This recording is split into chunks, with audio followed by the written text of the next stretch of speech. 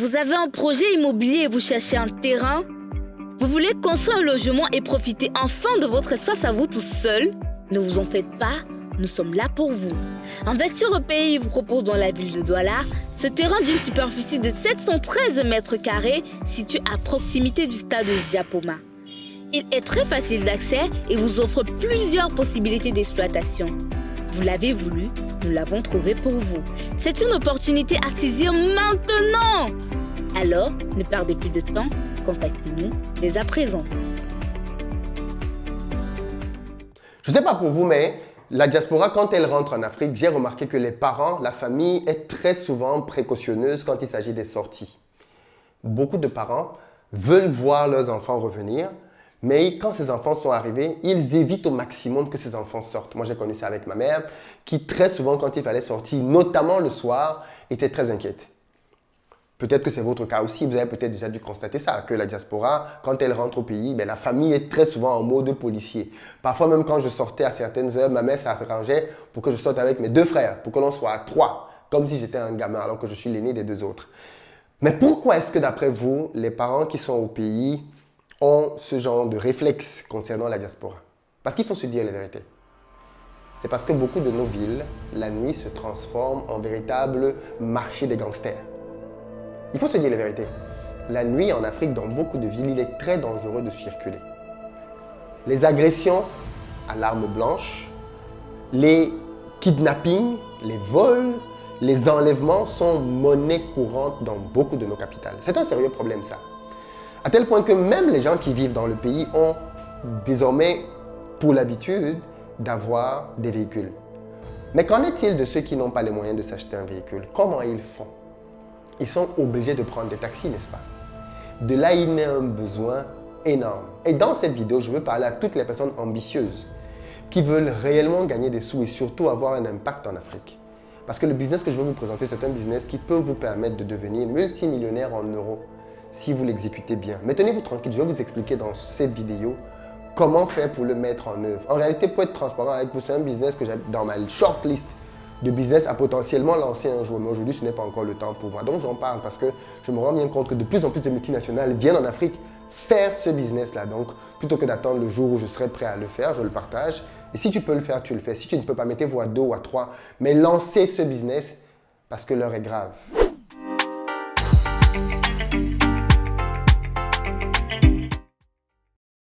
Salut à toi, bienvenue sur ma chaîne. Moi, c'est Philippe Simon. Ici, je te parle d'entrepreneuriat, de mindset, de business parce que je suis convaincu que c'est de ça dont la communauté a besoin pour émerger. Donc, si tu veux faire partie de cette belle aventure, 2 choses à faire. La première, abonne-toi à cette chaîne, active la cloche des notifications. Tu seras ainsi informé de l'apparition de toutes nos vidéos business comme celle-ci. Et puis, 2, dans la barre de description, tu as un lien vers un quiz gratuit que j'ai préparé pour toi sur la gestion du temps. Il va te permettre de savoir si tu gères bien ou pas ton temps. Et crois-moi, la gestion du temps est une compétence indispensable pour quiconque veut réussir quoi que ce soit dans sa vie. Alors pour ceux d'entre vous qui ne le savent peut-être pas encore, Investir au pays vient en Afrique dans les prochains jours pour plusieurs dates de formation pour vous apprendre comment développer vos business. Donc si tu veux lancer un business, si tu ne sais pas par où commencer ou alors si tu as un business mais tu veux augmenter ton chiffre d'affaires, il faut absolument que tu sois là. Les prochaines dates sont Bamako le 7 août, Douala le 21 août, Yaoundé le 28 août et puis après on revient à Paris le 25 août. Pour toutes ces dates-là, dans la barre de description, vous avez des liens qui vous expliquent comment faire pour réserver rapidement vos places.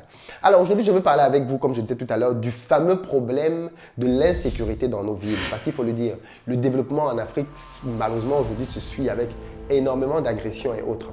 Et aujourd'hui, il est très difficile de prendre un taxi parce que malheureusement, beaucoup de taxis en réalité sont des gangsters et des brigands. Ils vous prennent et ils vous emmènent parfois pour vous violer, parfois pour vous tuer, parfois pour simplement vous dépecer, enfin vous dépouiller de tous vos biens. On a vu énormément d'histoires comme ça. Beaucoup d'entre nous même peut-être ont été victimes de ça. Donc je parle ici de choses que beaucoup d'Africains connaissent au quotidien. Il y a un moyen donc de pouvoir régler ça qui consiste à avoir des taxis sécurisés. C'est-à-dire des véhicules dans lesquels les gens peuvent entrer sans prise de risque. Ils savent que le chauffeur qui les conduit est répertorié, on sait qui il est, on sait où il habite et on sait bien évidemment comment mettre la main sur lui s'il y a un problème. Et ça, clairement, c'est un peu le besoin auquel beaucoup de sociétés commencent à venir en Afrique pour y répondre.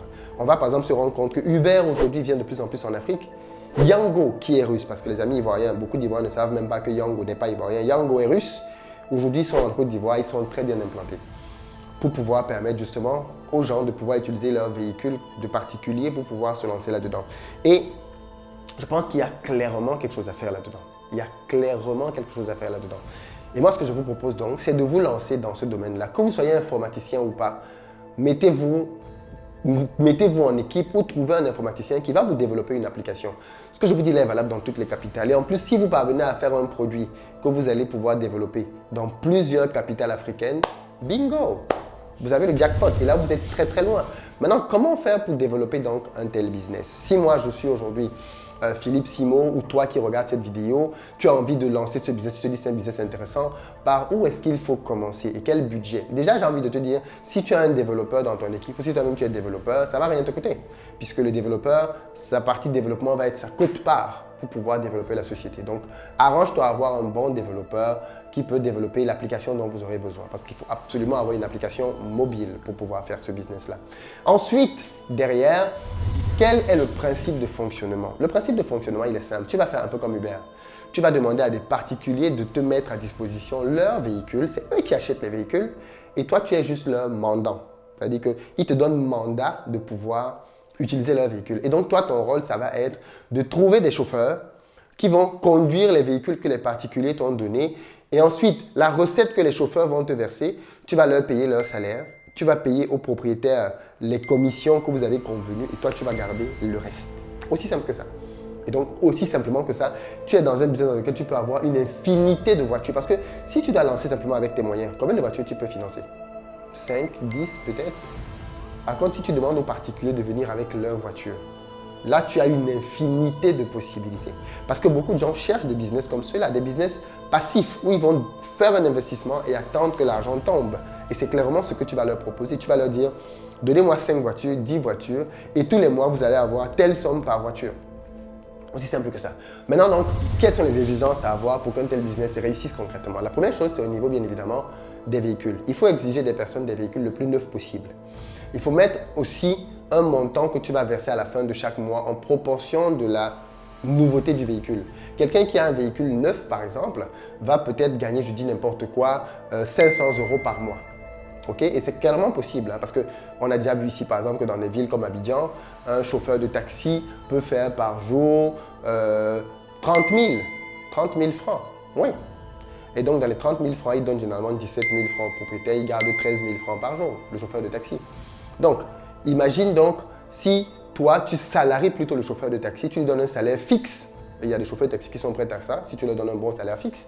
Et derrière, vis-à-vis des propriétaires, tu leur garantis une certaine somme. Qu'est-ce qui va se passer? Il va se passer que, par exemple, supposons qu'on revienne dans le même modèle. Tu donnes à tes chauffeurs de taxi, par exemple, je dis n'importe quoi, 500 € de salaire, ok? Tu leur donnes 500 € sur le mois, ce qui est un très bon salaire. En Afrique, c'est un salaire de cadre d'ailleurs. Et je pense que beaucoup de chauffeurs seraient très contents d'avoir ce type de salaire-là. Donc, tu peux même encore baisser un tout petit peu. Et ensuite, derrière, hein, tu dis aux propriétaires que tu vas leur donner, par exemple, par véhicule, 500 € aussi. OK? Ça fait 1 000 €. Là, on est vraiment dans le cas extrême. Maintenant, prenons le cas aussi dans lequel un véhicule que tu utilises, par exemple, fait, allez, 40 à 60 000 francs par jour. Coupons la poire en deux et disons 50 000. Parce que les véhicules qui font en général 30-40 000, ce sont des véhicules qui travaillent de 8 heures à 20 heures. Si tu prends un véhicule toute la journée, tu vas gagner beaucoup plus, notamment dans des villes comme Abidjan. Donc, on est vraiment dans le cadre d'Abidjan dans lequel je fais cette simulation. Donc, quand on prend 50 000 francs par jour pour un véhicule qui n'est pas un taxi, parce que là, en fait, tu vas proposer un véhicule VIP, donc les prix des courses vont être plus élevés. Et bien, qu'est-ce que tu constates? Tu constates tout de suite que si le véhicule fait 50 000 par jour et qu'il travaille 30 jours, par exemple, hein, il te fait 1,5 million. Ouais, 1,5 million, ça te fait quoi? Si tu prends en euros, 1 million, ça fait 1 500, donc ça te fait 2 200 et quelques d'euros à peu près. Donc, sur les 2 200 €, tu as donné 500 € au propriétaire, tu as donné 500 € au chauffeur. Ça te fait 1 000 € que tu as dépensé. Donc, tu as plus de 1 000 €, 1 200 € à peu près. Bon, on peut considérer que tu vas peut-être donner les dimanches, tu vas peut-être avoir des jours de maintenance. Allez, arrondissons même à ce que toi-même, tu te retrouves après avoir dépensé tout ça entre 500 et 700 € par véhicule de marge. Tu multiplies le nombre de véhicules et tu vois combien tu peux gagner. Donc, c'est très rentable. La principale condition, c'est que les véhicules que tu reçois en entrée soient neufs. Si quelqu'un te donne un véhicule qui a 3 ans d'âge, ok, à ce moment-là, tu diminues ce qu'il doit gagner par mois. Tu peux lui donner peut-être 200 euros. Si quelqu'un te donne un véhicule qui a 5 ans d'âge, tu diminues encore. Il a peut-être 100 euros. C'est ça le principe, c'est que plus le véhicule est neuf et plus ce que tu vas lui donner à la fin du mois est important. Pourquoi? Parce que plus un véhicule est neuf, et moins il va tomber en panne. Et plus il va pouvoir rouler, et plus il va pouvoir être rentable. Et tout le monde va gagner là-dedans. Donc c'est clairement un business dans lequel on peut se lancer en proposant à des particuliers de vous faire confiance. Vous, votre principal job, ça va être la gestion. Trouvez des chauffeurs. Une fois que vous avez les chauffeurs, vous assurez du sérieux des chauffeurs. Donc vraiment, faites un travail rigoureux là-dessus. Allez voir où ces chauffeurs habitent. Essayez quand même de valider un certain nombre de choses par rapport à toutes ces personnes-là pour que ce ne soit pas n'importe qui ait le droit de conduire dans votre flotte, puisqu'il y va de la sécurité de vos passagers. Et une fois que vous avez garanti donc l'aspect sécuritaire derrière, et bien maintenant, trouvez-vous un garage partenaire vers lequel tous vos véhicules vont aller pour pouvoir faire leur maintenance. Trouvez des tarifs conventionnels. Bien évidemment, tout ce qui va être panne est à la charge du propriétaire. Vous êtes un mandant. Tout ce qui va être parking, s'il faut payer un parking, c'est à la charge du propriétaire. Vous, fondamentalement, votre obligation, c'est de pouvoir ramener le chiffre d'affaires que vous avez convenu. Donc, si le véhicule du propriétaire tombe en panne, vous devez le signaler pour que ces jours-là soient décomptés. Par contre, vous devez réparer le véhicule, avancer les frais pour réparer le véhicule et à la fin du mois, faire le décompte au propriétaire pour pouvoir ne pas immobiliser le véhicule très longtemps. C'est un peu ça les grands principes de gestion de ce business-là. Et il y a énormément d'argent à se faire là-dedans. Derrière, l'aspect qu'il ne faut pas négliger, c'est comment amener un tel business donc auprès de la population. Il y a des sociétés comme Uber qui sont déjà connues. Mais prenons le cas de la société Yango, par exemple, qui a eu une très bonne stratégie de pénétration sur le marché ivoirien. Quand Yango arrive en Côte d'Ivoire, Yango, c'est une application aujourd'hui qui est devenue quasi incontournable quand on veut se déplacer dans la ville en Côte d'Ivoire. Quand Yango arrive en Côte d'Ivoire, pour pouvoir commencer ses opérations, eh bien, tenez-vous tranquille. C'est Yango qui payait les taxis pour pouvoir leur permettre de faire des courses. Oui, il n'était pas connu. Parce que si vous venez en Côte d'Ivoire aujourd'hui, comme le business est déjà un peu connu, à la limite, des gens vont peut-être venir chez vous comme vous êtes un concurrent. Mais si vous êtes dans une ville dans laquelle ça n'existe pas encore, peut-être qu'il vous faudra payer les chauffeurs. Ça peut être un cas de figure. En tout cas, c'est ce que Yango avait fait. Au début, il payait, c'est-à-dire par exemple, si une course, c'est 3-4 euros, il rajoute 1 euro dessus. Donc, il rajoutait 500 francs à peu près sur les courses que les chauffeurs faisaient. Ça a fait qu'énormément de personnes ont commencé à venir pour conduire chez Yango. Ensuite, Yango est passé à l'équilibre. Ils ont dit, OK, à partir de maintenant, on ne vous paye plus de bonus.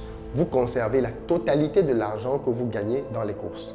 Deuxième étape. Donc, les chauffeurs, ils ont dit, OK, d'accord, on n'aura plus le bonus de Yango, mais de toutes les façons, on gagnait déjà de l'argent dans les courses.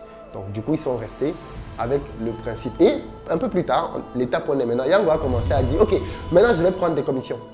Sur chaque course, je vais prélever une commission. Les chauffeurs ont dit, OK, d'accord, il n'y a pas de problème, c'est normal que tu gagnes aussi de l'argent. Donc, ils ont amené progressivement les gens jusqu'au stade où on est aujourd'hui. Et bien évidemment, au fur et à mesure, ils vont peut-être essayer de grappiller le pourcentage, ainsi de suite. Donc, fondamentalement, c'est pour dire que si vous allez dans un pays dans lequel ce type de système n'existe pas encore, ne soyez pas pressés, ne soyez pas gourmands. Commencez peut-être au début sans avoir, vous, besoin de les payer, peut-être par un système dans lequel toute la course leur revient. Vous, de toutes les façons, vous êtes en phase de test. Vous voulez vous assurer que votre produit marche, que les gens adhèrent à ça. Et quand vous avez atteint un taux qui est assez conséquent, là maintenant, vous savez que maintenant le rapport de force est de votre côté. Vous pouvez dire que vous allez prendre une commission et les chauffeurs de taxi ne vont rien trouver à redire puisqu'ils ont suffisamment mangé. Et en plus, vous n'avez pas de concurrents. Où est-ce qu'ils vont aller? Puisque le taxi classique ne rapporte pas autant que ce que vous leur donnez. Donc fondamentalement, c'est un peu ces grandes étapes que je vous conseille de suivre pour pouvoir lancer ce type de business et pourquoi pas vous imposer comme un leader dans ce domaine. Mais surtout, investissez dans le marketing. C'est super important parce que ce type de business-là mérite d'être connu.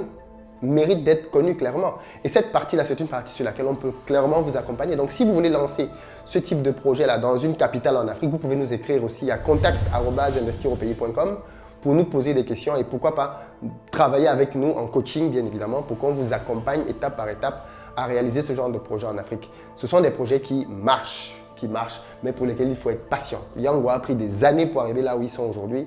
Et aujourd'hui, tout le monde sait bien que c'est une entreprise qui a beaucoup de potentiel. Mais c'est une entreprise russe, les amis. Okay? Même si le nom paraît africain, c'est une entreprise russe. Donc, pourquoi pas créer nous-mêmes des alternatives? Moi, ça me fait très mal, franchement, d'arriver en Afrique et de voir que j'ai soit un Russe, soit un Américain Uber en choix quand je veux me déplacer. Parce que parfois, les applications locales, quand il y en a, ne sont pas bien faites, elles ne sont pas bien pensées et ne parviennent pas vraiment à avoir l'assentiment du public. Si vous dites que vous partez sur ce type de choses, soyez sélectif dans les voitures, soyez sélectif dans les chauffeurs, proposez une offre VIP, une offre premium, une offre qui va coûter plus cher que le taxi de base, ce qui va faire que vos chauffeurs de taxi soient mieux rémunérés et derrière que vos clients aussi soient mieux rémunérés. Mais c'est le client qui va payer pour ça, mais le client paye pour sa sécurité. Ok? Il paye pour être en sécurité. Ça a un prix. Les véhicules sont bien, ils sont de bons standings, ils sont climatisés toujours. Et derrière, en plus, il y a de la sécurité, il y a de la traçabilité. Si vous voulez, vous pouvez même mettre des caméras dans le véhicule pour vous assurer que tout se passe bien et que derrière, toutes les personnes qui travaillent avec vous sont réglo et tiennent leur contrat.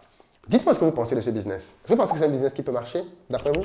Moi, oui, j'en suis convaincu. De toute façon, on a déjà des entreprises comme Yango qui le démontrent. Est-ce que dans votre pays, dans votre capitale, ça peut marcher?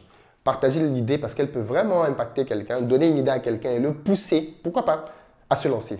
Et puis, bien évidemment, si vous voulez aller un peu plus loin, si vous voulez qu'Investir au Pays vous accompagne, vous nous écrivez à contact@investiraupays.com et derrière, on définira avec vous un canevas de travail avec des coachings payants pour pouvoir vous accompagner à exécuter, pourquoi pas, le projet de vos rêves. Allez, à très bientôt. Chacun d'entre nous connaît un ou plusieurs entrepreneurs autour de lui. Mais j'ai une question. Combien d'entre eux ont réellement réussi? Très peu, n'est-ce pas? Disons-nous la vérité, la majorité des entrepreneurs galèrent. Certains font du bruit sur Internet et pourtant, les poches sont vides. Pourquoi? Simplement parce que 97% des entrepreneurs n'ont pas compris la clé du succès dans les affaires. Elle est pourtant simple, savoir vendre. La vente est de loin la compétence la plus importante pour un entrepreneur. Si vous ne savez pas vendre, peu importe la qualité de votre produit ou de votre service, vous allez au mieux stagner et au pire, fermer votre business et retourner au quartier. Je le sais car j'ai personnellement formé et accompagné aujourd'hui plusieurs milliers d'entrepreneurs tout autour du continent et dans la diaspora. Afin donc que cela ne vous arrive pas, j'organise une tournée de formation dans plusieurs capitales africaines avec pour but de partager avec vous les meilleures techniques et méthodes qui me permettent de multiplier mon chiffre d'affaires année après année et ce, malgré le Covid. Pour réserver, rien de plus simple. Repérez votre ville ainsi que le numéro de téléphone qui est juste à côté et appelez tout de suite. Vous pouvez aussi retrouver toutes ces informations sur notre site investiraupays.com onglet conférence. Bamako, pour la première fois au Mali, du 4 au 7 août. Douala, le 21 août à l'hôtel La Falaise à Bonanjo. 28 août à Yaoundé. Et enfin Paris, le 28 septembre à l'espace Aveyron. Il y a clairement des rendez-vous qui changent une vie. Ne vous donnez donc aucun prétexte ni aucune excuse pour ne pas venir changer la vôtre.